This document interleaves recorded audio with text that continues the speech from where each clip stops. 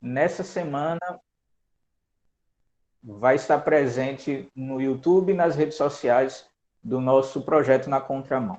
Então, deixa eu estender mais uma vez as nossas boas-vindas aos nossos irmãos e irmãs que estão aqui conosco na live, aos nossos irmãos e irmãs que não puderam acompanhar ao vivo a nossa videoconferência, mas estão acompanhando nas redes sociais a partir desse momento. Sejam muito bem-vindos. A gente fica muito feliz em tê-los conosco e agradecido também. Vamos convidar o nosso Deus e iniciar o nosso curso bíblico por meio da oração? Onde você estiver, da forma que você estiver, feche seus olhos, leve seus pensamentos aos céus e vamos conversar com o nosso Deus. Querido Deus, que alegria mais uma vez podermos estar aqui reunidos com irmãos e irmãs de vários lugares do nosso país, de várias denominações religiosas e até irmãos que não fazem parte de nenhuma denominação religiosa. A gente fica muito feliz porque estamos reunidos aqui em um só propósito e sob o teu nome. E isso porque nós somos irmãos e irmãs em Cristo. Te agradecemos por essa oportunidade e gostaríamos de te pedir que o Senhor venha estar conosco, iluminando a nossa mente, o nosso coração, para que a gente venha entender a mensagem profética, a mensagem do estudo dessa tarde, que o Senhor quer que a gente entenda, receba e pratique. Dá-nos, então, essa capacidade, dá-nos poder para tanto, e nós pedimos, agradecidos em nome de Jesus. Amém. Muito bom, meus irmãos, minhas irmãs, mais uma vez sejam muito bem-vindas e bem-vindos. A Beatriz está perguntando aqui, posso compartilhar o link no meu status, caso alguém queira participar? Pode sim, Beatriz, ótima ideia, viu? Fique à vontade. Lembrando que esse link, né, é do Google Meet, você pode assistir por meio do navegador, né, qualquer navegador você consegue assistir, ou por meio do aplicativo, Google Meet, que está na Play Store e na loja dos iPhones também. Bom, nós estamos aqui reunidos, deixa eu dar as boas-vindas a mais alguns irmãos que entraram enquanto a gente estava orando. A irmã Maria Raimunda. Oi, minha irmã, tudo bom? Boa tarde, tudo bom, graças a Deus. Maravilha, seja bem-vinda, viu? Deixa eu ver também quem aqui entrou. A irmã Albanete.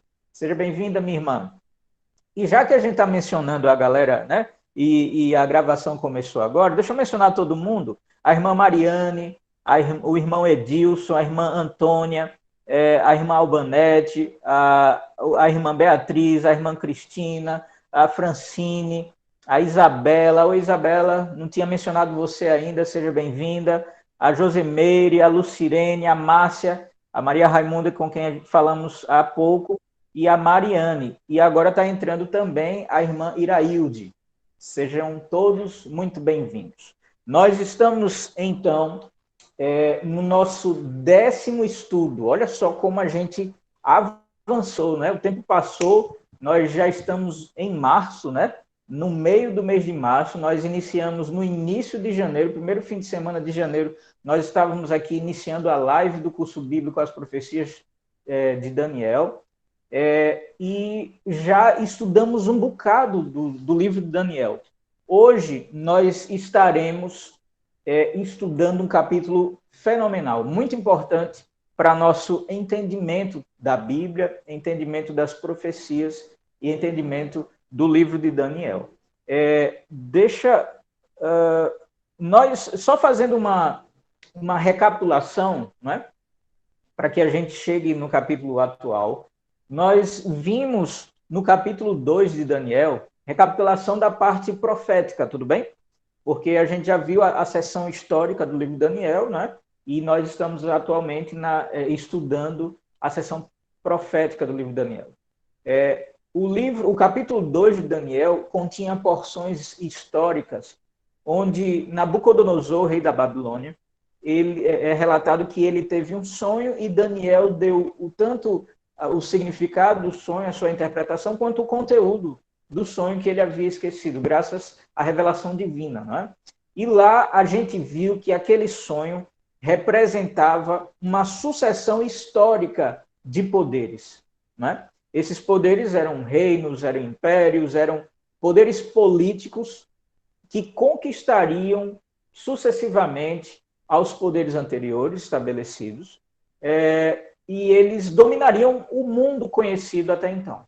Né? E aí vimos a cabeça de ouro, representava o reino da Babilônia, os braços de prata e o peitoral de prata, né? Representava o reinado da Média e da Pérsia, né? Essa nação que uniu-se, esses povos que uniram-se e tomaram a frente e pleitearam e guerrearam e conquistaram o mundo, a Medopérsia, né? Como ficou conhecido.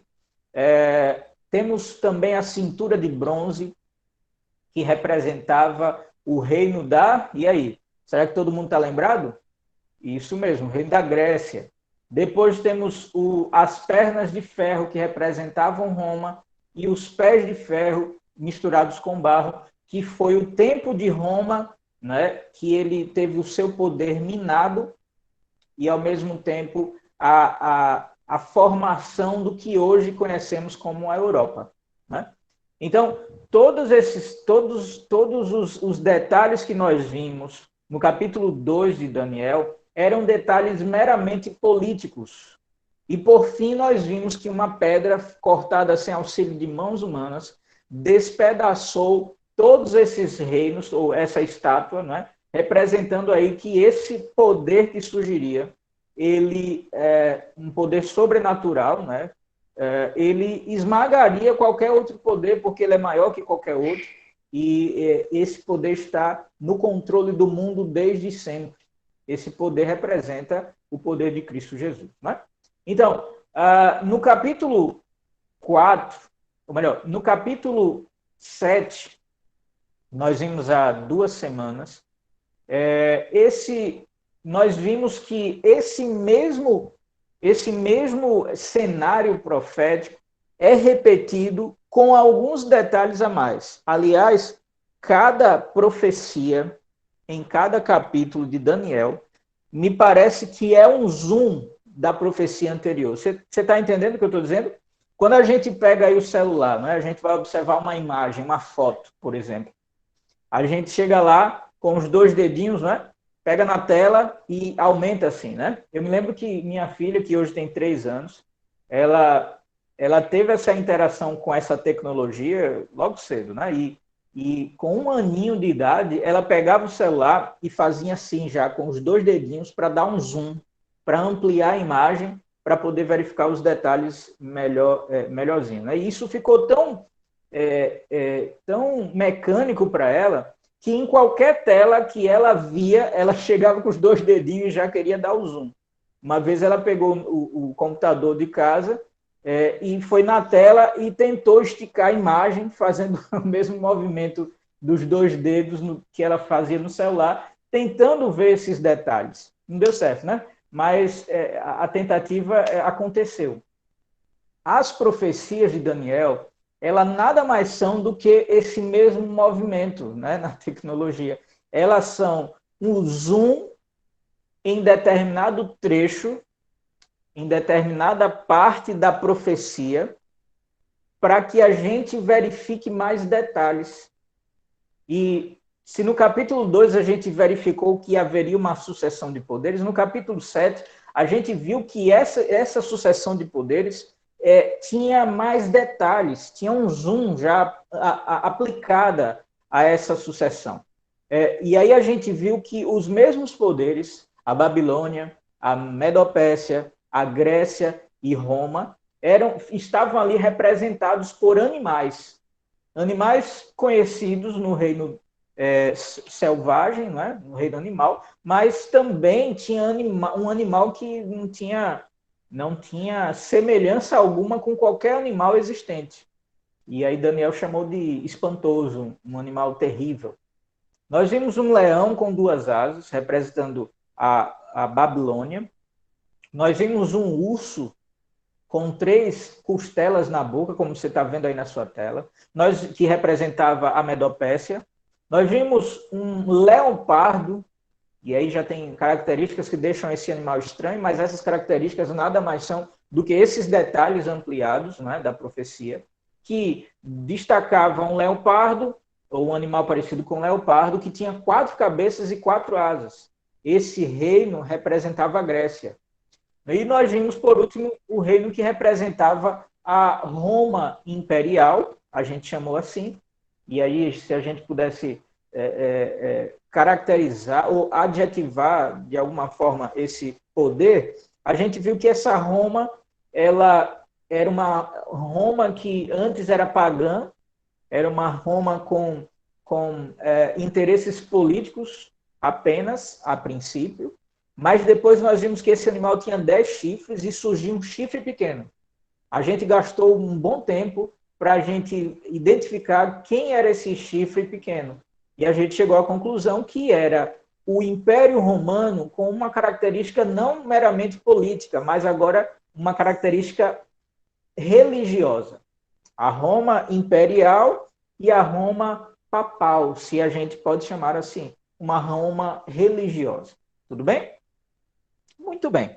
Hoje, se até aí não tem dúvidas, a gente pode prosseguir, e aliás a gente ainda está na introdução. Hoje nós estaremos estudando sobre Daniel capítulo 8. E dessa vez, nessa visão, a gente vai ver animais mais conhecidos.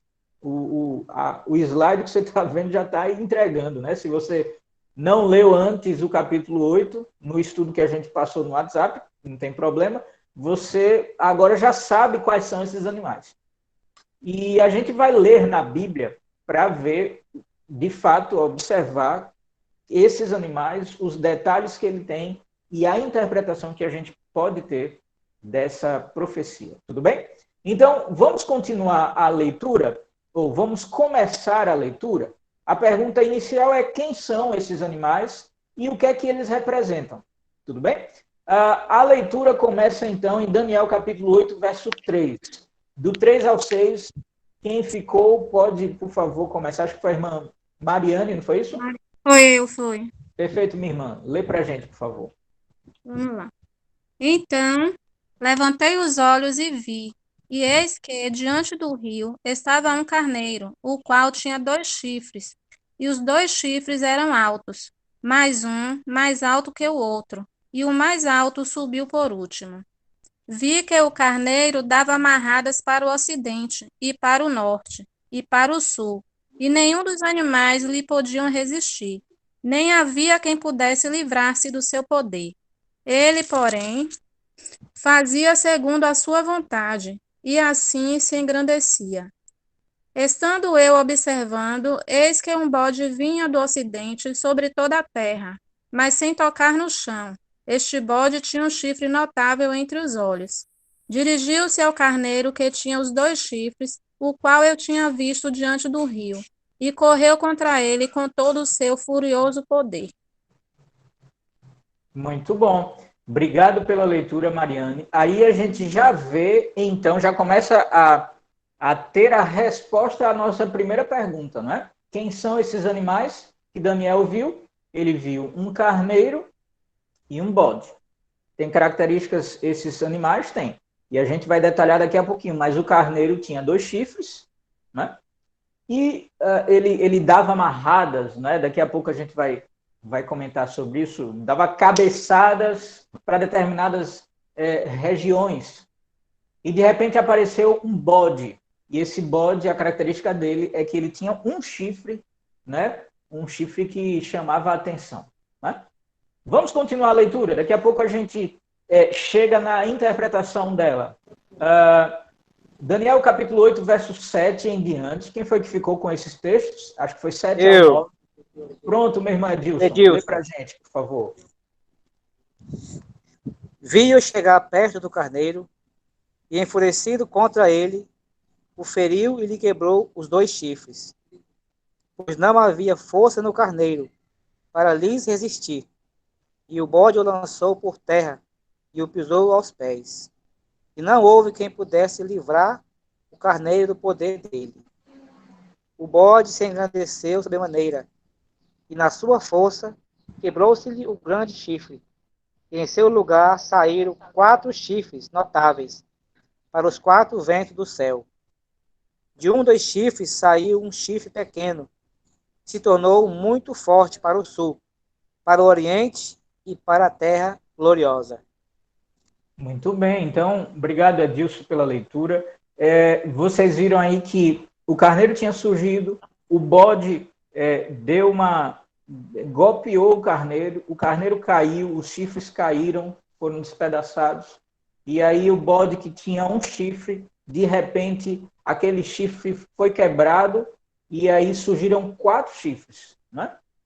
Muito bom. Diferente essa ilustração, porém os animais são bem conhecidos, né? E a gente vai daqui a pouco falar sobre eles. Mas vamos continuar vendo os detalhes dessa profecia. Daniel capítulo 8, versos 10 a 12. O que foi que aconteceu aí? Quem foi que ficou com esse texto? Foi eu. Lucirene. Perfeito, minha irmã. Lê para a gente, por favor. Cresceu até atingir o exército dos céus, e alguns do exército e das estrelas lançou por terra e os pisou. Sim, engrandeceu-se até ao príncipe do exército.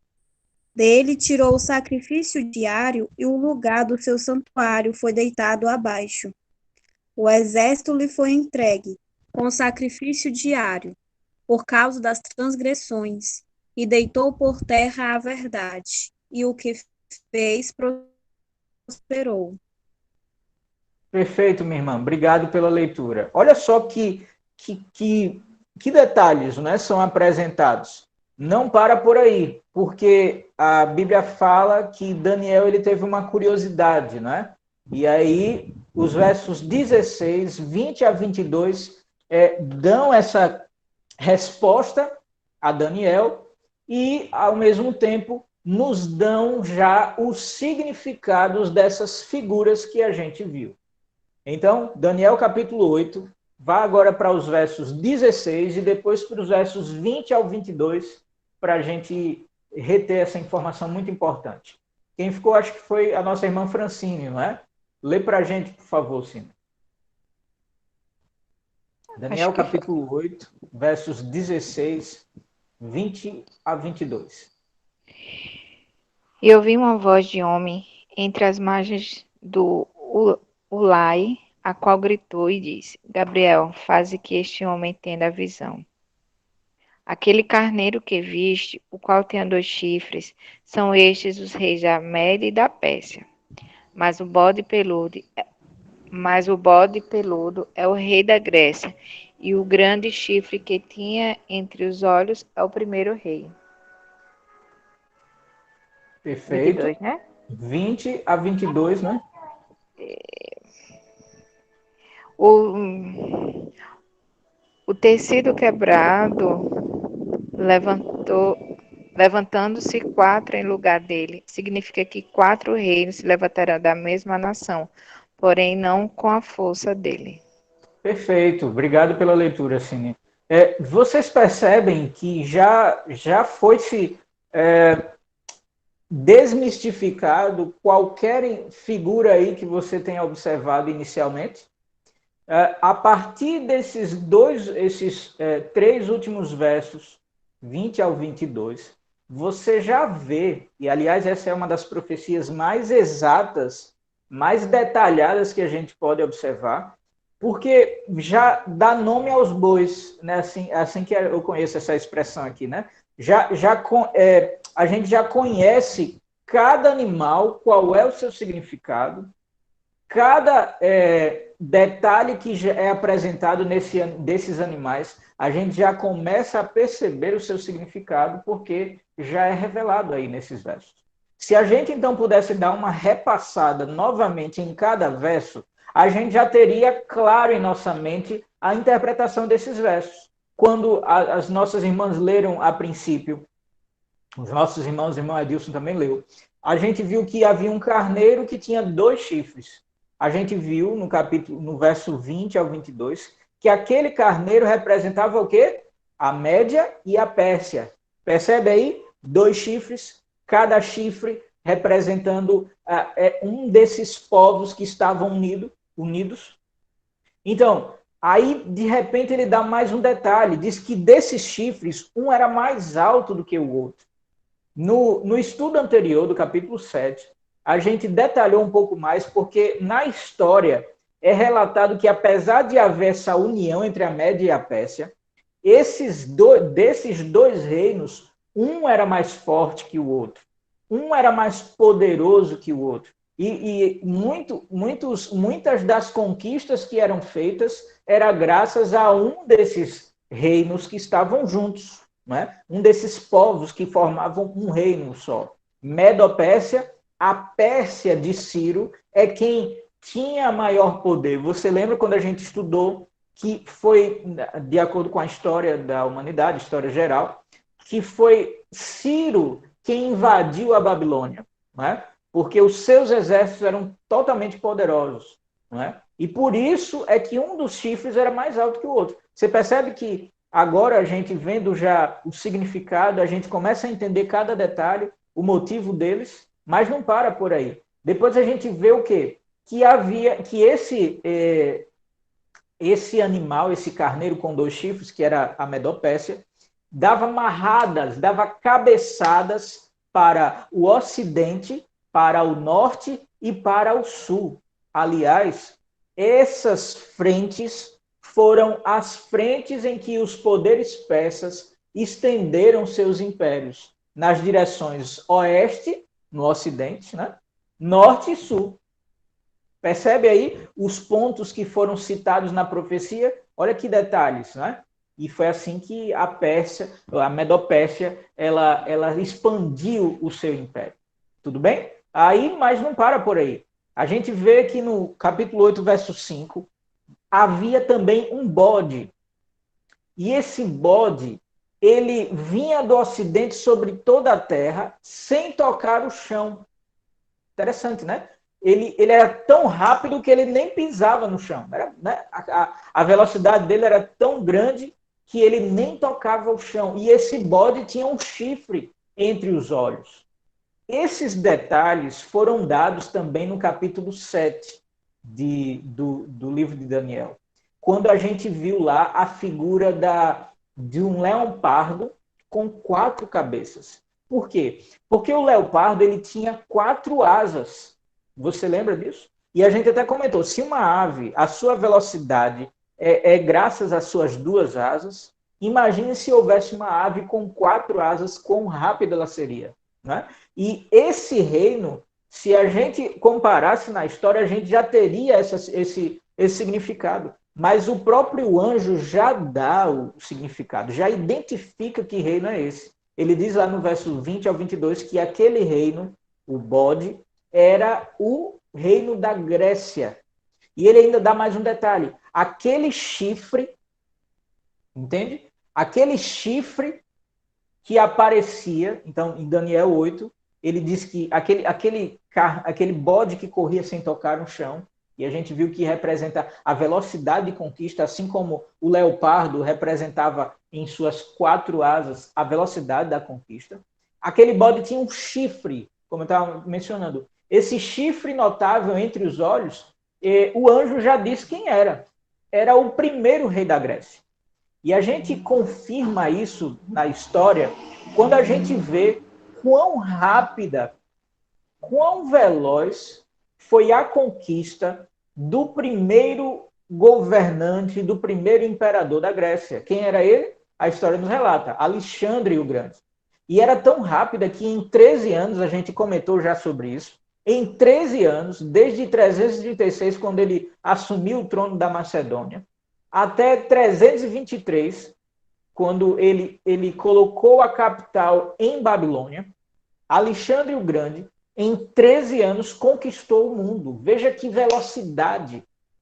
Veja que as nações hoje em dia tentam ter o império mundial, né? ou não necessariamente o império mundial, mas tentam manter sua posição mundial durante séculos. Alexandre o Grande fez isso em 13 anos. Entende? Olha a rapidez. Por isso ele corria tanto que nem tocava no chão. Percebeu? Vou dar as boas-vindas aos irmãos que entraram agora. Que bom tê-los conosco. Obrigado pela sua presença.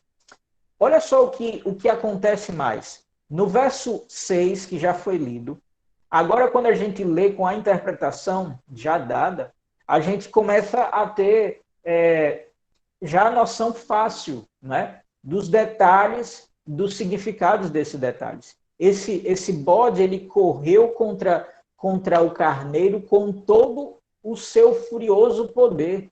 E, de fato, a Grécia dominou a Medopérsia com todos os seus poderes bélicos. E continua dizendo que, enfurecido, feriu e quebrou os 2 chifres. E a gente viu que esses 2 chifres eram a Média e a Pérsia. Não é isso? Pois não havia força já nesse império, que era o carneiro, para resistir. Você está entendendo os detalhes, os significados de cada verso, quando a gente relê, já com a interpretação dada pelo anjo. Quase nada. Pois é. Tem alguém falando com a gente? Não? Eu ouvi um ruídozinho aí. Quase nada. Oi? Eu não sei, eu não entendi bem.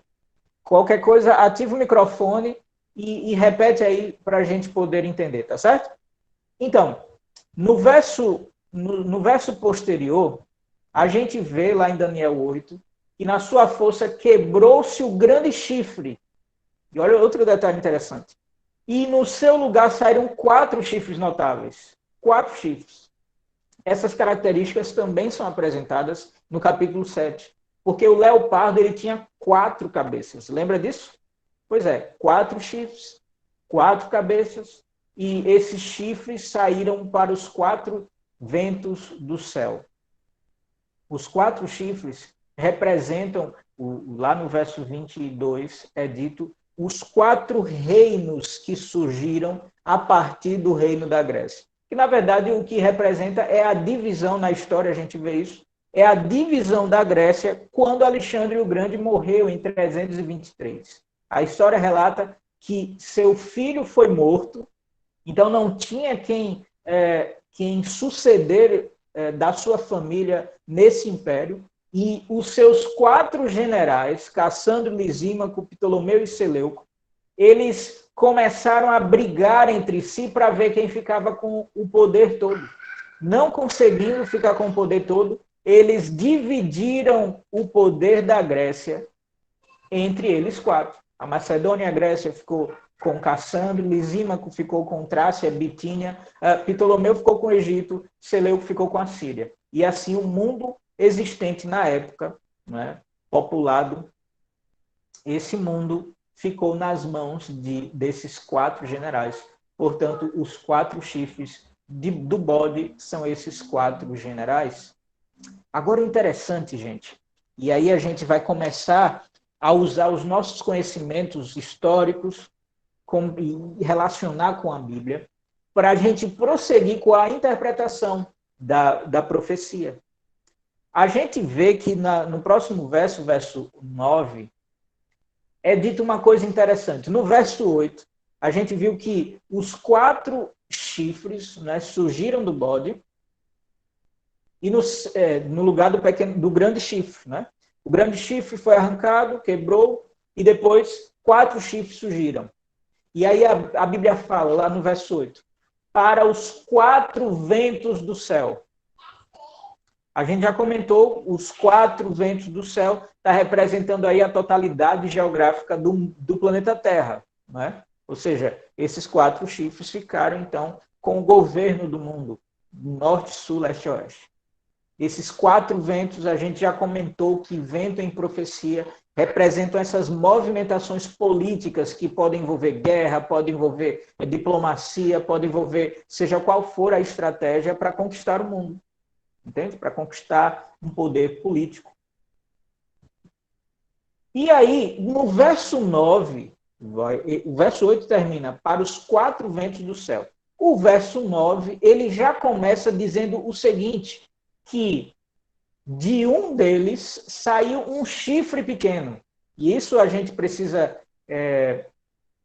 parar um pouquinho para para destrinchar esse verso pelo seguinte: existem traduções da Bíblia que diz assim, que de um dos chifres, de um dos 4 chifres, apareceu um 5º chifre, um chifre pequeno. Eu coloquei aí a versão lá da Almeida Corrigida e Fiel, que é uma das traduções que trazem um pouco mais de clareza a esse texto. Porque ele diz assim, de um deles saiu um chifre pequeno. Você pode pensar, assim como algumas traduções dizem, que esse de um deles se refere a um dos 4 chifres. Mas perceba que o verso anterior, ele diz assim, ele acaba dizendo dos 4 ventos do céu. Esse de um deles, na verdade, ele é melhor compreendido quando a gente relaciona a de um dos 4 ventos do céu. Entendeu? E não de um dos 4 chifres. Isso porque no original hebraico, a palavra chifres, ela é do gênero feminino, diferente aqui do português. Chifre é o chifre. Não. No hebraico, seria a chifre, ou a chifra. A tradução não seria assim, né? Mas só para mostrar que a palavra chifre é feminina. E a palavra deles é masculino. Então, nenhuma das traduções acabaram traduzindo como sendo de um dos chifres. Mas no original, ele está dizendo que é de um dos ventos, que é do gênero masculino. Por isso, deles, e não delas. Porque se fosse relacionado aos chifres, já que é um gênero feminino no hebraico, seria de um delas, de uma delas. Entendeu? E não de um deles. Isso fica mais fácil, isso facilita a nossa interpretação, por quê? Porque esse poder, ele não surgiu a partir das 4 divisões da Grécia. Não surgiu a partir daí. Ela surgiu, ou esse poder surgiu, a partir de um dos lados do mundo. Por isso que de um dos 4 ventos do mundo. Entendeu? Só para você perceber que esse poder que veio não tinha nada a ver com os chifres que representavam a Grécia. Não. Ele tinha a ver com uma das regiões do mundo que surgiu, né, como um poder, um chifre a gente viu que representa um poder. Esse poder surgiu e a partir daí ele começou a ser enaltecido, ele começou a crescer pelo menos horizontalmente e verticalmente, a gente vai ver por quê. Tudo bem até aí? Tem alguma dúvida? Se tiver, ativa aí o seu microfone e fala conosco, tá bom? Ou manda aí pelo chat, como alguns estão utilizando para a gente se comunicar. Bom, quem seria, Anderson? Já que a gente já viu em todos esses detalhes que o carneiro representava a Medopécia, que o bode representava a Grécia, os 4 chifres representavam os 4 generais que sucederam Alexandre o Grande, que era o chifre grande. Né? Quem seria, então, esse chifre pequeno? Que reino seria esse? Que poder seria esse? E aí a gente vai aplicar a interpretação histórica junto com a interpretação profética, né? Para entender a interpretação profética.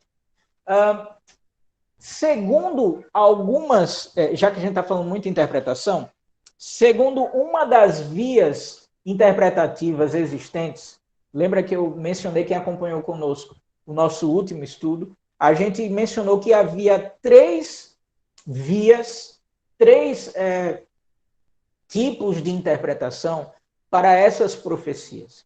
Existiam aqueles que interpretavam que as coisas que estavam ali eram aplicadas apenas para o futuro. Outros aplicavam, os dispensacionalistas, aplicavam aquele conteúdo como sendo algo que era aplicado apenas ao passado. E essa veia interpretativa, ela acabou dominando em grande parte do mundo protestante. As diversas religiões protestantes, em sua parte, acreditam que essas profecias elas se aplicaram ou foram aplicadas a um tempo passado, antes de Cristo. De forma que esse chifre pequeno, ele se refere, essa veia interpretativa diz isso, que ele se referiu a um rei chamado Antíoco Epifânio. A gente mencionou ele no estudo passado. E a gente fala essas outras veias interpretativas para que a gente não quer bitolar você de informações dizendo, olha, isso daqui é a verdade, esqueça qualquer outra coisa. A gente quer dar conhecimento a você de que existem outras interpretações. Provavelmente você que esteja nos assistindo, inclusive, talvez você acredite nessa veia interpretativa que diz que o chifre pequeno, essa veia interpretativa eita, deu agora um trava-língua, deixa para lá, que diz que as profecias elas eram aplicadas apenas ao passado, e aí essa veia interpretativa dispensacionalista, agora eu consegui, ela diz que esse chifre refere-se a Antíoco, a um rei chamado Antíoco Epifânio. Para que você veja que essas foram as duas visões interpretativas que existentes, eu já mencionei. Há uma terceira, que é a que eu acho mais lógico, usando os conhecimentos históricos e os conhecimentos proféticos, conhecimentos bíblicos. Porque cada detalhe, a gente provou isso no capítulo 7, quando a gente interpretou o capítulo 7, que cada detalhe ele se encaixava perfeitamente, diferente da interpretação dispensacionalista, que dizia que o chifre pequeno representava Antíoco Epifânio. Deixa eu projetar para você está vendo aí o grande Sir Isaac Newton. Ele respondeu a essa pergunta, seria o chifre pequeno Antíoco Epifânio? Em 1773, quando ele escreveu essa obra aí que vocês estão vendo, Observações acerca ou a respeito das profecias de Daniel e do Apocalipse de São João. Essa obra riquíssima, que, aliás, é uma das referências usadas em nosso estudo, além de algumas outras, como esse livro aqui, de Henry Feyerabend, ele é Daniel verso por verso. Além desse comentário bíblico aqui, fonte também de nosso estudo, esse livro do Isaac Newton, ele diz que não pode ser o chifre pequeno, não tem, ou melhor, o reinado ou o governo de Antíoco Epifânio não tem como ser o chifre pequeno. Eu vou, então, abrir essa parte do texto que deixa isso mais claro para você, para usar as palavras de um camarada que não faz parte da minha denominação religiosa, só para ficar claro de que o Anderson só quer mostrar o que a igreja dele está querendo dizer. Não, eu não tenho interesse em mostrar nenhuma igreja. Eu tenho interesse em mostrar a palavra de Deus. E é Deus quem mostra a igreja dele. Aí é com Deus e contigo, meu irmão. O meu objetivo é mostrar a Bíblia e ajudar nesse estudo profético através dessas interpretações. E por isso eu estou mostrando para você que Isaac Newton, que existiu antes da minha da denominação religiosa, que eu faço parte, existir, ele já dizia, e eu vou mostrar para você agora, o que é que ele já dizia. Vai na sua tela, olha o que ele dizia aí. Embora não muito judiciosamente, alguns tomam esse chifre pequeno como sendo Antíoco Epifânio, lembremos-nos, entretanto, que um chifre da besta nunca representa um indivíduo só. Ele não representa uma pessoa, mas ele representa um novo reino. E o reino de Antíoco era velho. Antíoco reinou sobre um dos 4 chifres. Ele reinou sobre um dos 4 chifres. Ou seja, ele foi contemporâneo a esses 4 chifres. Entende? E o chifre pequeno, era um 5º chifre, que vinha depois dos 4 chifres. Ou seja, não foi contemporâneo. Ele surgiu após os 4 chifres já não existirem. É o que a profecia diz. E essas são evidências que mostram que essa interpretação de que o chifre pequeno seria Antíoco Epifânio, ela não tem fundamento. Entende? Isaac Newton continua. É mesmo... Cadê? Inicialmente era pequeno, né? Eu dei um pulo aqui. Antíoco reinou sobre um dos 4 chifres e o pequeno era um 5º chifre. E tinha seus reis próprios. Inicialmente era pequeno, depois tornou-se muito grande esse chifre pequeno. O que não aconteceu com Antíoco. Antíoco surgiu, era pequenininho e morreu pequenininho. O poder dele não foi grande, como é descrito na profecia bíblica. É mesmo descrito como se tendo tornado maior que os outros, o que não se deu com Antíoco. O seu reino, ao contrário, era fraco e tributário dos romanos. Olha que detalhe histórico importante. O reino de Antíoco era fraco e ele era dependente, era subserviente a Roma. O 5º chifre que surgiu, ele não dependia de um reino existente, porque ele substituiu os reinos existentes. Entendeu? Isso não aconteceu com Antíoco. E Isaac Newton dá muitos outros detalhes. Eu estou abrindo aí na página 109 desse livro traduzido para o português. Se você tiver a curiosidade, tiver interesse em adquirir esse livro, me chama aí no WhatsApp. Eu não estou vendendo não, viu? Eu estou dizendo que eu vou lhe disponibilizar esse livro aí em PDF. Ele está disponível na internet gratuitamente. E eu estou com ele aqui para você, se você quiser, me chama no WhatsApp e a gente vai, então, compartilhar com você. Tudo bem? E aí você vai ver muitos outros detalhes, além dos que eu li, que mostram que Isaac Newton ele já não considerava a interpretação essa palavra eu sempre me enrolo, mas essa interpretação que dizia que o chifre pequeno se referia ao rei que existiu no passado, Antíoco Epifânio. Tudo bem? Então vamos continuar. Já que a gente viu que Isaac Newton, com todo o seu conhecimento, aliás, um rico conhecimento, esse camarada ele foi um dos pais da ciência moderna. Ele foi o primeiro a descobrir e a expor sobre a lei da gravidade. Até então ninguém sabia disso, ninguém estudava sobre isso, e ele estudou sobre isso, dando base à ciência moderna que nós conhecemos. O cara era muito inteligente, esses argumentos eram para provar isso, né? Para mostrar isso, que ele era um camarada muito inteligente, muito estudioso, e certamente ele não ia brincar com um conteúdo tão importante como a Bíblia, e escreveu uma obra inteira dedicada ao estudo das profecias de Daniel e ao estudo das profecias do Apocalipse.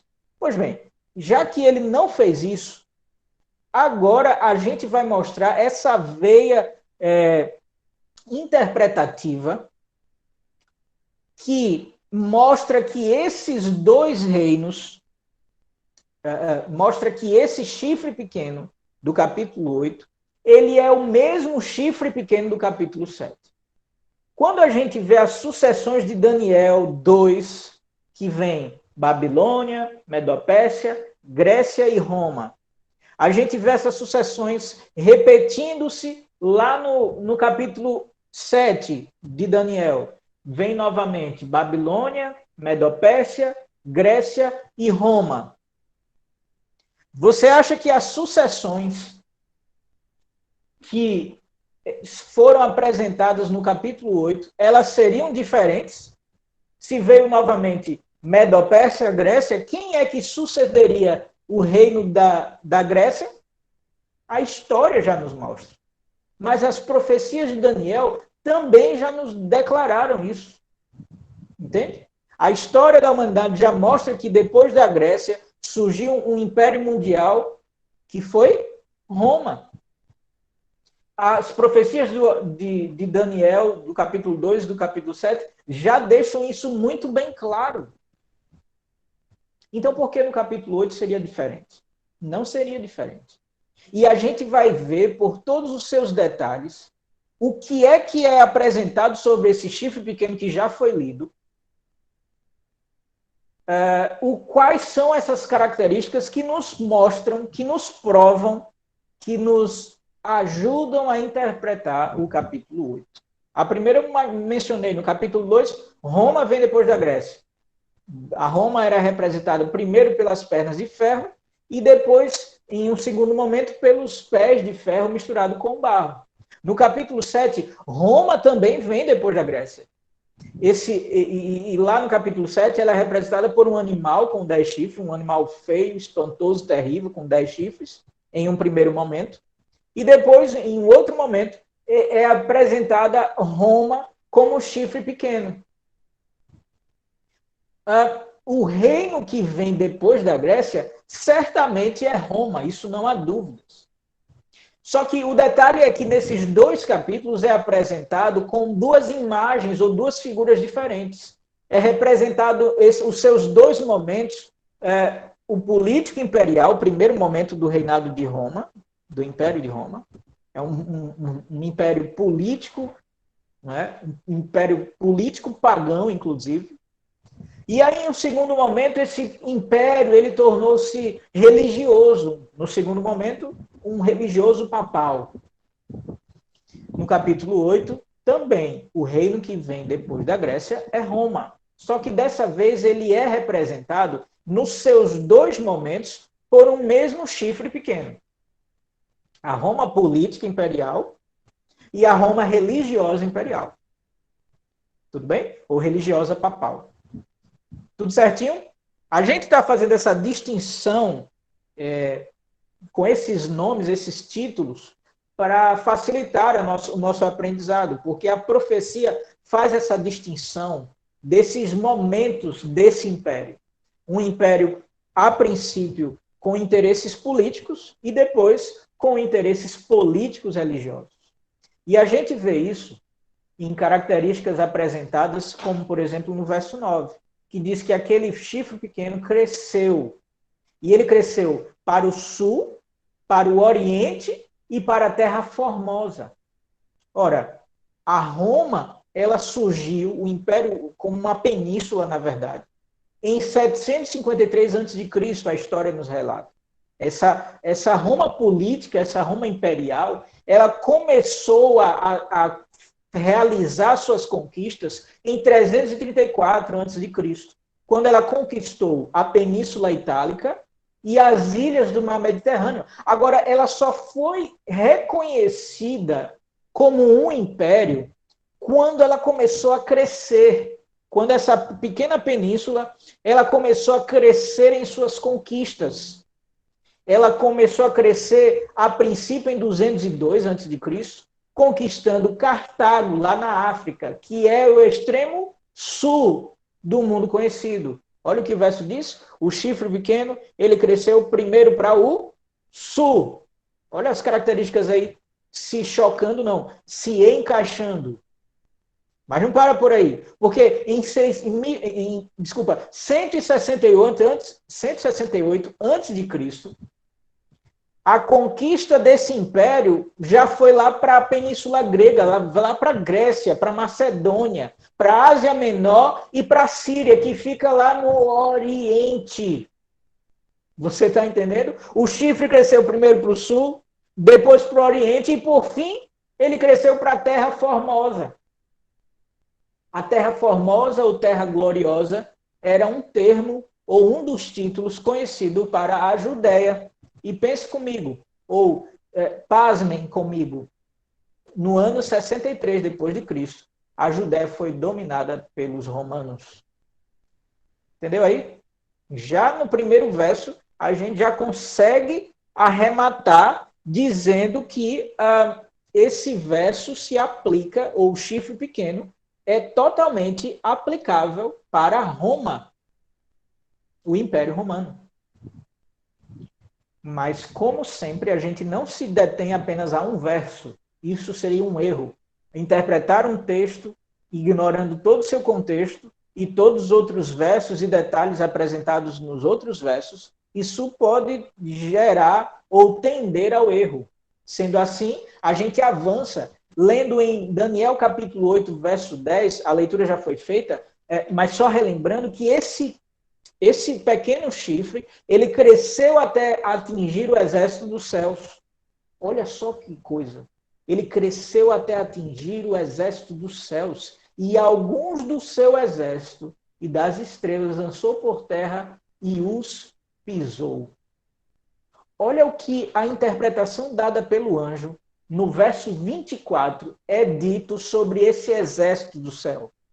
Grande é seu poder, falando sobre esse chifre pequeno. O anjo estava falando para Daniel. Lá no verso 24, pode acompanhar aí comigo.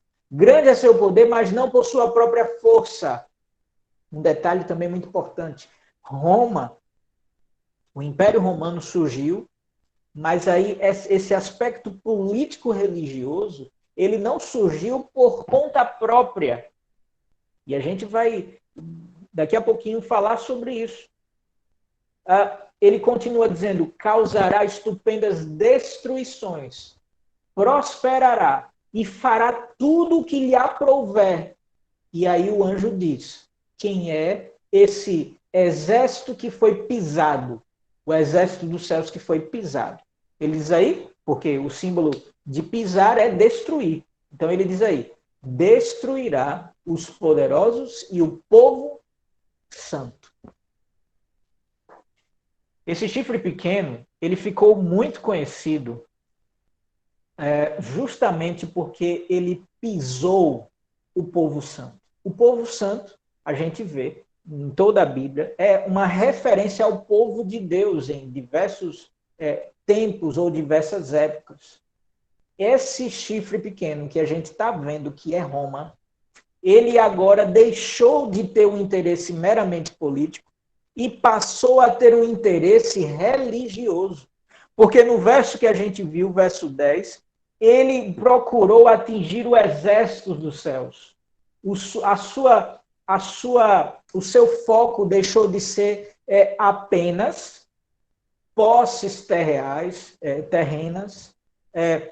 conquistas temporais, e ele agora buscou conquistar o céu, buscou atingir o céu. O seu foco estava em Deus, não no sentido positivo dessa expressão. Ele estava, o foco em Deus, no sentido de ser maior que Deus, de ser um substituto de Deus. Inclusive, essa mesma característica é apontada em Daniel, capítulo 7, do mesmo chifre pequeno. E o que é que ele fez? Ele pisou, destruiu o povo de Deus. Em Apocalipse 13, esse mesmo poder é identificado como a besta que recebe o poder do dragão. E no dragão, a gente já sabe, no Apocalipse revelado, ele é chamado de diabo ou Satanás. Esse animal em Apocalipse 13, que representa um poder político e religioso, ele recebeu o poder do dragão. Entende? Poder de Satanás. E esse Satanás foi aquele dragão, né? Aquela antiga serpente que enganou terça parte das estrelas do céu, dos anjos de Deus.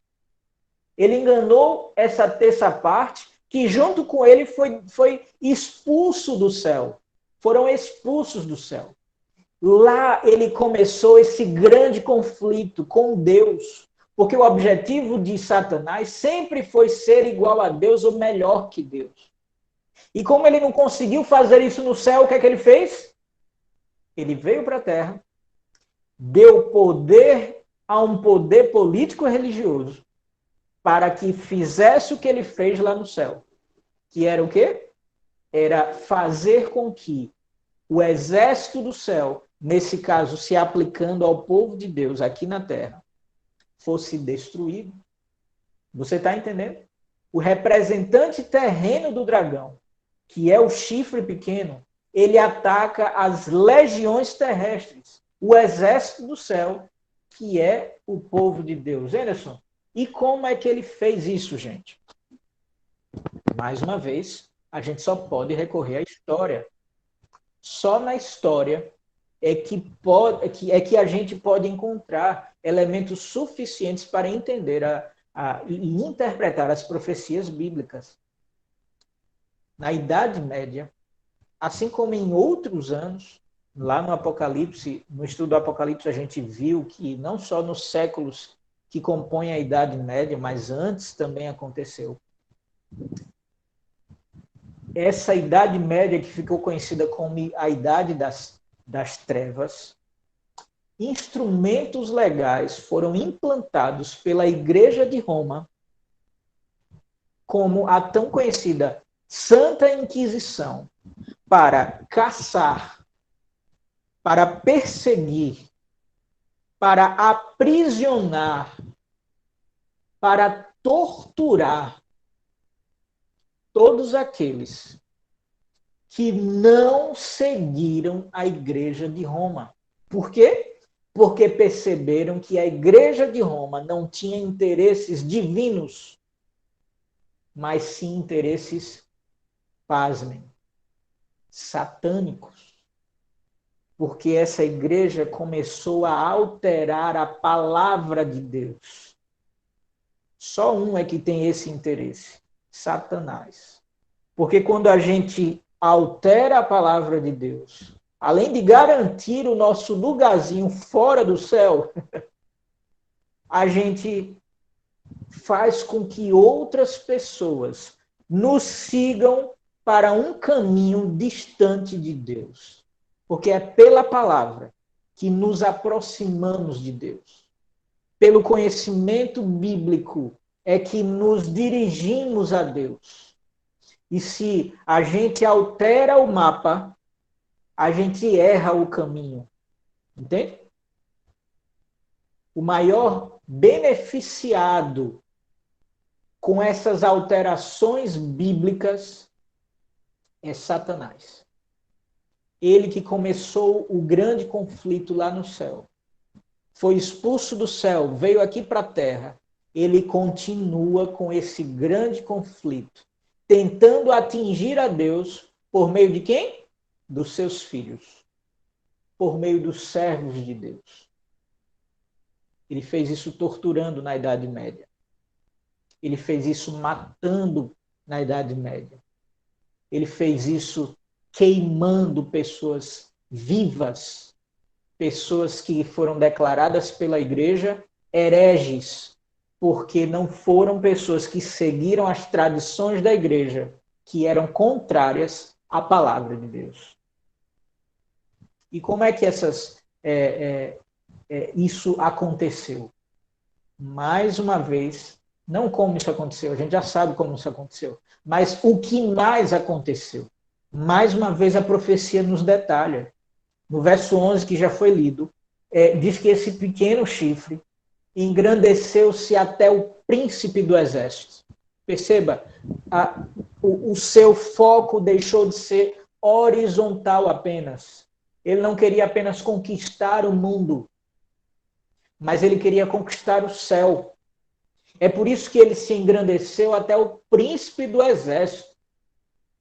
Se você tem dúvida sobre essa expressão, e aí eu vou dar mais detalhes para a gente voltar para essa expressão, no verso 11 diz que ele tirou o sacrifício diário e o lugar do seu santuário foi deitado abaixo. Mas se você tem dúvida sobre essa expressão, a quem se refere ao príncipe do exército, os próximos capítulos de Daniel dão mais detalhes sobre esse príncipe do exército. Mas, se ainda assim tem dúvidas, eu convido a ler, depois você verifica, Josué capítulo 5, versos 13 ao 15. Isso é um pequeno relato após uma batalha para conquistar Canaã. Depois da batalha dos muros de Jericó, lembra disso? Josué, depois de que isso aconteceu, ele lá, né, descansando, no verso 13 é dito que de repente aproximou-se dele o príncipe do exército. E quando ele olhou assim, ele tinha lá uma espada desembainhada, né, uma espada nua, na versão bíblica diz assim, uma espada na mão, como se tivesse acabado de batalhar. E aí ele perguntou, vem cá, você é dos nossos ou está contra nós? Entende? E aí aquele grande, formoso ser que se apresentava para ele, ele disse, olha, eu sou o príncipe do exército. E aí, de repente, quando ele ouve isso, e quando ele enxerga direito, sabe o que é que Josué fez? Ele se prostra e adora aquele ser. Nenhum outro ser na Bíblia, por mais angelical que seja, e a gente vai ver isso em diversas passagens bíblicas, nenhum outro ser, ele aceita a devoção. Ele aceita a adoração. Toda vez que um ser humano se encontrava com um anjo na Bíblia, reconhecendo a gloriosidade do anjo, ele achava que era Deus e ele... Porque, né, a gente só vê ser humano. De repente, ver um ser com aspecto angelical, certamente é diferente de tudo que a gente já viu na vida. E em alguns casos, alguns profetas tentam adorar aquele anjo. E aí o anjo diz, olha, eu não sou digno de adoração, eu sou só um conservo, eu sou só um servo do Senhor. Esse príncipe do exército, ele permite ser adorado. Ele não é um anjo. Ele é o próprio Deus. E o verso 15 deixa isso muito bem claro. Porque ele fala com Josué, olha Josué, tira a sandália dos pés, porque o lugar que você está é santo. Você sabe que apenas 2 vezes isso é mencionado na Bíblia. Essa expressão, tira a sandália dos pés, porque o lugar que você está é santo, só foi dito a Josué por esse príncipe do exército e a Moisés. Você lembra? Quando ele chegou num lugar e tinha lá uma planta, uma sarça, que começou a queimar do nada. Pegou fogo sozinho. E por mais que pegasse fogo, essa sarça não era consumida. E ele achou que negócio estranho da pega é isso, né? Que queima e não acontece nada. E de repente Moisés ouve a mesma voz que Josué ouviu. E com as mesmas palavras. Moisés ouve, Moisés, tira a sandália dos teus pés, porque o lugar que você está é santo. Quem foi que falou isso, minha gente? Deus. O mesmo Deus que aparece em pessoa na Bíblia. Em pessoa para Josué, em pessoa no Novo Testamento, que se chama Jesus Cristo. Entende? Viu aí a referência? O príncipe do exército, que aquele chifre pequeno buscou alcançar, foi e atacar, é Jesus Cristo. Roma deixou de ser um poder imperial apenas. E agora o seu foco estava no vertical. A sua conquista era querer alcançar o céu, querer derrubar o príncipe do exército do Senhor, a Jesus Cristo. E aí é dito que dele tirou o sacrifício diário. E aí a gente vai ler um dos últimos versos dessa tarde, que identificam esse sacrifício diário, lá em Êxodo, capítulo 29, verso 38. Quem foi que ficou com esse verso para ler para a gente? Será que ainda está online ou caiu a conexão ou não pôde ficar? É só ativar o microfone e falar com a gente. Êxodo, capítulo 29, verso 38. Ficou com alguém aí presente? Não? Então, eu vou projetar aqui para que a gente acompanhe essa leitura. Tudo bem? Êxodo 29, 38 diz assim: Isto, pois, é o que oferecerás sobre o altar: 2 cordeiros de 1 ano cada, e de 1 ano, cada dia continuamente. Cada dia, ou seja, diário, continuamente, todos os dias. Um cordeiro oferecerás pela manhã e outro cordeiro à tarde ou à noite, em algumas versões. Nesses dois momentos do dia. Esse texto, ele traz para a gente, e aí a gente vai revelar um pouco do seu contexto, e você pode ficar à vontade para estudar sobre isso depois. Uma palavra, uma expressão que é usada na Bíblia, tamid, para representar o serviço diário ou constante que era executado lá no santuário terrestre. Você lembra, na época de Moisés, Deus pediu para que fosse construído um santuário. Esse santuário seria o local onde a glória do Senhor seria apresentada. E neste local era necessário que cada ser humano trouxesse diariamente um sacrifício pelos seus pecados. Todos os rituais executados ali no santuário, todos eles apontavam única e exclusivamente para Jesus Cristo, que é o Cordeiro de Deus que tira o pecado do mundo. E aí você vê um carneiro, um cordeiro foi apresentado. Quais são os animais, gente, que essa profecia usa? Um carneiro ou cordeiro e um bode. Os dois animais são figuras conhecidas, sobretudo no Antigo Testamento. Por quê? Porque lá os rituais do santuário terrestre, eles giravam em torno desses dois animais. O Cordeiro de Deus, né? O cordeiro, o animalzinho, o carneirinho, ele era usado para representar Jesus Cristo, que morreria por todo pecador, para perdoar os nossos pecados. Isso era feito diariamente e didaticamente, para que todo mundo entendesse claramente que todos aqueles rituais não foram instituídos só para serem dogmas religiosos, não foram instituídos só para serem figuras para que praticassem sem sentido e mecanicamente, mas foram instituídos para que o ser humano, os israelitas e os povos que se juntaram a Israel, as pessoas de outros povos que se juntaram para seguir os israelitas, eles tivessem na mente que Jesus um dia viria e acabaria como aquele carneirinho, sendo sacrificado por ele, por mim, por você. Entende? Jesus Cristo, aquele que, por meio dele, nós obtemos o perdão dos nossos pecados, era o símbolo desse carneirinho.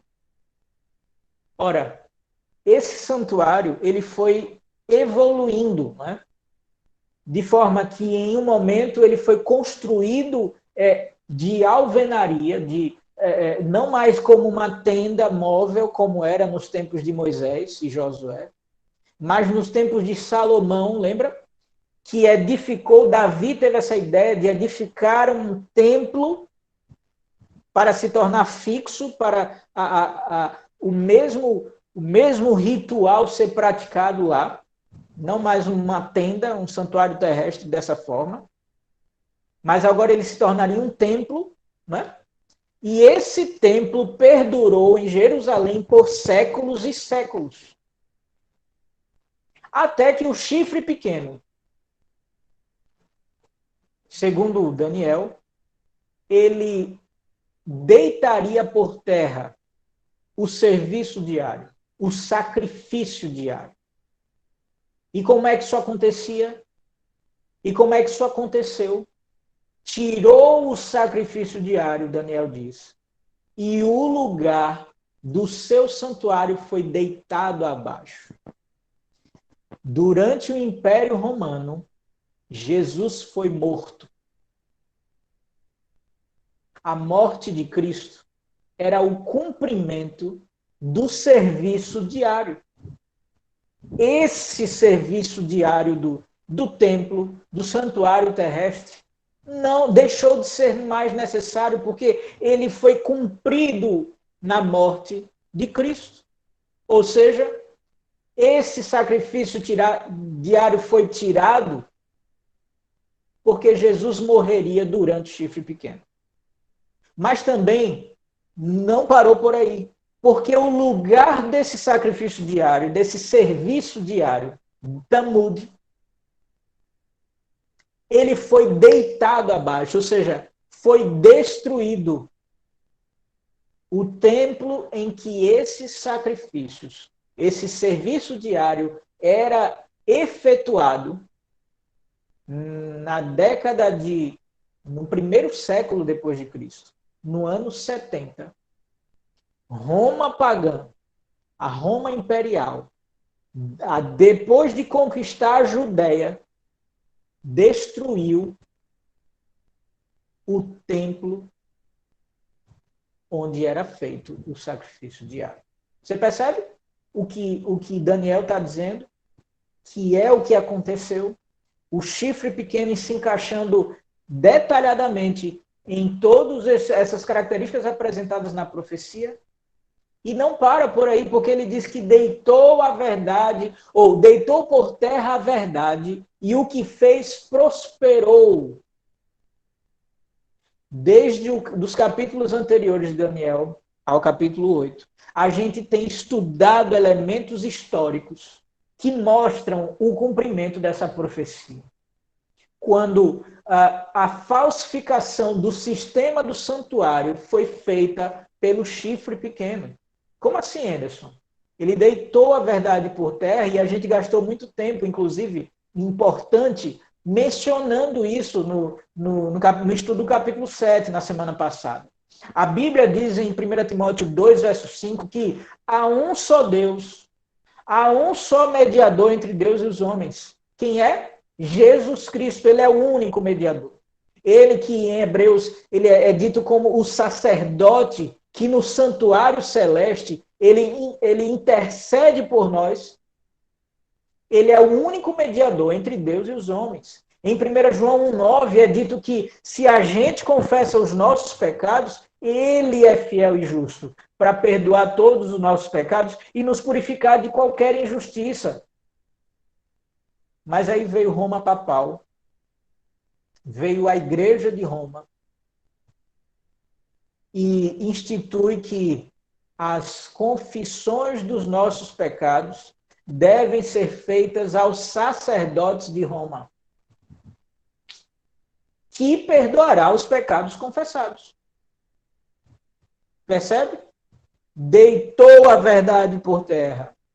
E o que fez prosperou, porque isso é uma invenção lá no século III. E até hoje, no século XXI, isso ainda é feito. O que ela fez? Deitou a verdade por terra. E o que fez? Prosperou, minha gente. A Igreja de Roma diz que existem outros mediadores, não só Jesus Cristo.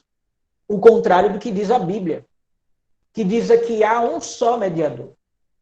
A Igreja de Roma diz que há outros mediadores, como, por exemplo, a Virgem Maria, os santos. Entende? Eles fazem mediação pelo ser humano. A Bíblia não diz isso. A tradição romana diz. E é isso que tem prosperado hoje em dia. E a gente investiu um bocadinho de tempo falando sobre isso na semana passada. Um outro aspecto da mudança da lei de Deus. Que, segundo o Êxodo 20, são 10 mandamentos. Bem claros. Mas aí veio Roma papal, veio Roma político-religiosa, veio a Igreja de Roma, todos eles são o mesmo poder, que é o chifre pequeno. E aí ela diz assim, ó, esses 10, vamos continuar, mas vamos fazer o seguinte, a gente tira o segundo mandamento, que diz que é para não adorar estátuas, porque vamos instituir estátuas para serem adoradas. Vamos acabar com isso. Tira esse segundo mandamento. Mas espera aí, tira também o quarto mandamento. Vamos, em vez de deletar ele todinho, vamos apagar ali, ó, onde diz, lembra-te do dia do sábado para o santificar. Vamos tirar assim, ó, não vai ser o sábado, vai ser o domingo, porque quem manda sou eu.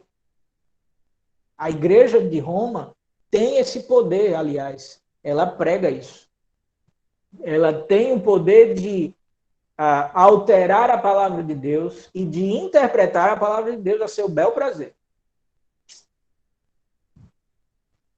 E aí, aquele quarto mandamento deixou de ser, lembra-te do dia de sábado, não deixou de ser, né? Continua sendo, porque a palavra de Deus é eterna. Porém, para os ensinos da igreja de Roma, que tem prosperado hoje, e aí eu abro o leque aqui, porque tem prosperado não só dentro da igreja de Roma, que apesar de ser de Roma, ela está presente no Oriente, no Ocidente, em todo o mundo, né?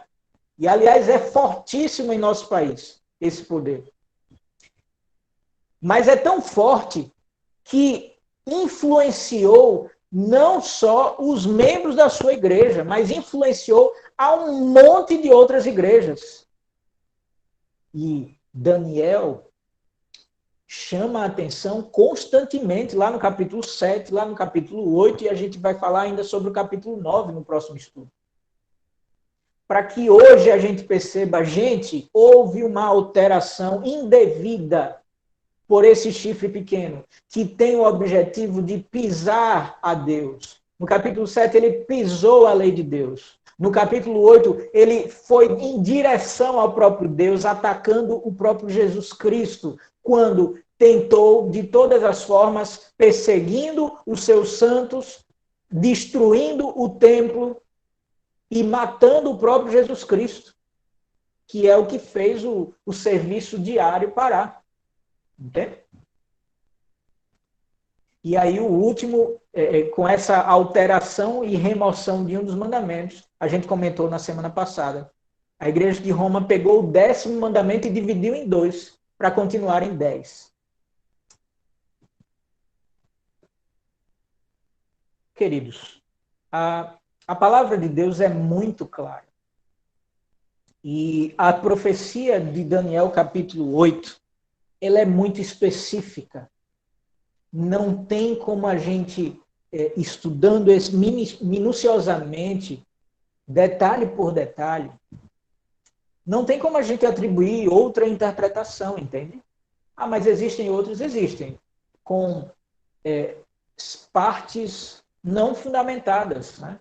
Partes com achismo. Aliás, a gente vai ver no capítulo 9 que há um achismo colocado em uma dessas vias interpretativas que fazem com que a interpretação seja totalmente diferente do que a Bíblia vai mostrar.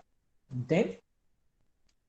E tendo essa interpretação tão clara da preocupação de Deus para com seu povo em revelar uma profecia mostrando o que os poderes terrestres iriam passar, mas chegaria um poder que ele viria desde o século antes de Cristo até séculos depois de Cristo, fazendo tentativas terríveis de ataques contra Deus, atacando os seus santos, atacando a palavra de Deus, modificando a palavra de Deus, apagando trechos da Bíblia e inserindo tradições humanas, invenções humanas.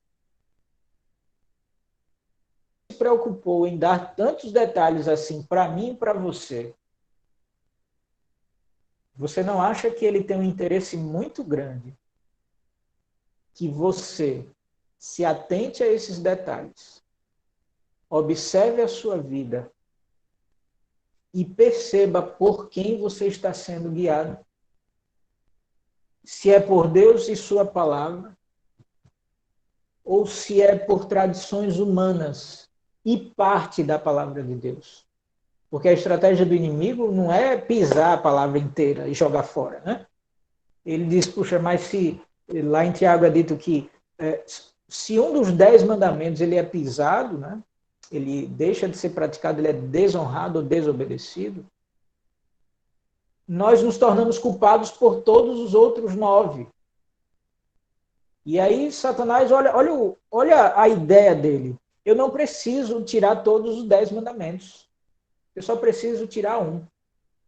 E aí todos os pecadores serão culpados por todos os outros por todos os outros mandamentos. Resultado, o diabo pensa, não só eu me perderei. Não só eu serei lançado no fogo do inferno. Aqueles outros que forem enganados por mim. Aqueles outros que forem dominados pela igreja de Roma. Eles vão deixar de ter a oportunidade de focar em Deus para desviar o seu caminho. E aí eu quero finalizar dizendo, isso não significa que os irmãos que estão presentes na igreja de Roma, tantos hoje, quantos que já morreram, quantos até aqueles que ainda vão nascer. Aliás, a igreja até isso instituiu, não é? O batismo dos recém-nascidos, coisa que a Bíblia não diz assim, né? Isso não significa que o fato de fazer parte dessa igreja, isso significa que as pessoas que estão lá, elas estão perdidas de forma alguma. Aliás, Jesus morreu por elas, Jesus morreu por mim e por você. Ou seja, a oportunidade de salvação é para todas as pessoas. Está presente para cada um de nós, é um presente para cada um de nós. Porém, significa que os enganos satânicos que conduziram Roma papal e que continuam conduzindo, eles servem para tentar enganar os filhos de Deus, os fiéis sinceros que estão dentro de Roma, da igreja de Roma, mas também que estão fora dela. Ou até os que estão em igreja nenhuma. Você entende?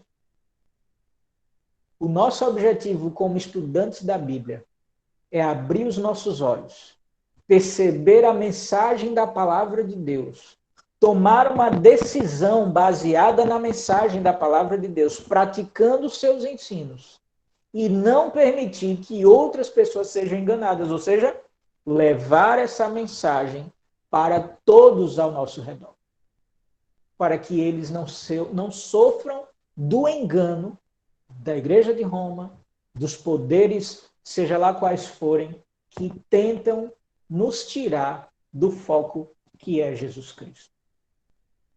E aí Daniel, para encerrar, teve uma parte que ele não entendeu. Ele entendeu todos os detalhes lá. Porém, teve um detalhe lá, em Daniel 8, 14, 13 e 14, que Daniel ficou, puxa, mas o que é isso, hein? Eu não consigo entender. E isso vai ser assunto para o nosso próximo estudo da Bíblia. Sendo assim, querido irmão, querida irmã, que hoje nos acompanhou, a gente quer agradecer muito a sua presença e a sua participação. E desejar que Deus os abençoe ricamente. E a gente precisa encerrar a nossa mensagem de hoje, o nosso estudo de hoje, perguntando, de acordo com tudo que eu tenho aprendido no estudo da Bíblia, nesse curso bíblico, inclusive, onde é que eu estou na história dessa profecia? Em que lugar eu estou inserido nessa profecia que tem sido cada dia mais ampliada, não é? Detalhada, não é? E o que é que eu tenho feito com o conhecimento que eu tenho tido desse estudo bíblico, desse estudo profético? A mensagem de Cristo continua sendo, meu filho e minha filha. Hoje, se ouvires a minha voz, e você ouve quando você abre a Bíblia e estuda, porque ali é a palavra de Deus. Quando lá a palavra de Deus lhe alerta para crenças que a gente tem que não condizem com a palavra de Deus, práticas que a gente tem, costumes que a gente tem, que são diferentes do que a Bíblia nos revela, isso é a voz de Deus falando a você, meu irmão, minha irmã. Hoje, se ouvirdes a minha voz, Jesus Cristo diz, não endureça o seu coração. Em Apocalipse ele ainda fala, eis que estou à porta e bato. Se você ouvir a minha voz e abrir a porta, eu entrarei com você e cearei com você. Ou seja, como o irmão Edilson acabou de falar, haverá uma mensagem de salvação para a sua vida. Não é? Que tal a gente decidir continuar estudando a palavra de Deus, continuar praticando o que a gente tem visto que condiz com a palavra e decidir deixar de praticar aquilo que é diferente da palavra de Deus. De todos os conhecimentos que a gente tem adquirido, que tal você agora dizer, Senhor, me ajude a continuar seguindo aquela parte do caminho que o Senhor tem me orientado e que é conforme a sua Bíblia, a sua palavra, mas me dê mais forças ainda para deixar de praticar aquilo que eu aprendi de forma diferente, aquilo que eu tenho praticado de forma diferente. E me ajude a praticar daquela forma que o Senhor gostaria que eu praticasse. Toma essa decisão. E ao tomar, decida também mostrar isso aos outros. Levar essa mensagem de salvação, como o irmão Edilson acabou de falar. Mostrar essa mensagem de salvação para as pessoas que estão ao meu redor. Para as pessoas que não conhecem ainda essa mensagem. Para as pessoas que ainda não tiveram essa oportunidade. Que tal fazer isso? O irmão Edilson acaba dizendo, louva a Deus, porque foi essa mensagem que me alcançou. Deus seja louvado por isso, meu irmão. Que ela continue brotando em seu coração e efetuando essas mudanças, assim como no nosso coração. E que essa mensagem, por meio da nossa vida, alcance as pessoas que nos rodeiam. Vamos orar? Feche seus olhos e fale com Deus nesse momento. Querido Deus, muito obrigado, Senhor, porque a sua voz nos alcançou. Muito obrigado por esse estudo da tua palavra, que vem deixando mais claro em nossas mentes a sua vontade para a nossa vida. Obrigado pelas profecias que o Senhor enviou por meio do teu profeta Daniel, assim como de todos os outros que receberam, escreveram ou inspiraram as mensagens ali escritas. Ajuda-nos, Senhor, a praticar o que a gente tem visto que precisa praticar. Dá-nos forças, bom Pai, para deixar de praticar aquelas coisas que a gente aprendeu que não são corretas conforme a sua palavra. E, por fim, nos ajude a compartilhar essa mensagem, seja por meio virtual, pelos meios de comunicação que temos à nossa disposição, seja por meio pessoal, presencial, pelas pessoas que nos rodeiam, ou seja inclusive pela nossa vida, de forma que pessoas que nos olharão perceberão em nós pessoas que foram salvas no Senhor, pessoas que têm um coração diferente, e não para que elas se admirem conosco, mas para que elas fiquem admiradas com um Deus misericordioso que operou e tem operado mudanças em nossa vida. Dá-nos esse privilégio, Pai. Dá-nos esse poder. Por favor, concede uma ótima semana para todos os nossos irmãos que estão assistindo agora ao vivo e que estarão assistindo também pelo YouTube e por outras redes sociais. Nós te pedimos agradecidos, em nome e pelo amor do Senhor Jesus. Amém e amém. Deus te abençoe, meu irmão, minha irmã. Obrigado pela presença, Andressa. Obrigado pela presença, Cristina, Edilson, Francine, Irailde, Jacira, Lucirene, Márcia. Obrigado pela presença, Maria Raimunda, Mariane, Terezinha e todos os outros que estiveram presentes e acabaram saindo por algum motivo. Muito obrigado, viu? Que Deus abençoe você, que Deus fortaleça a sua fé e lhe dê uma ótima semana que daqui a pouco vai estar começando, tá bom? A Lucilene diz até a próxima.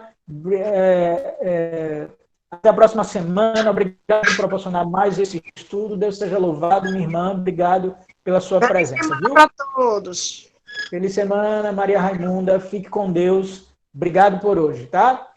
Tchau, tchau. A gente vai encerrando aqui e vai fechando a nossa videoconferência. Fiquem com Deus. Obrigado.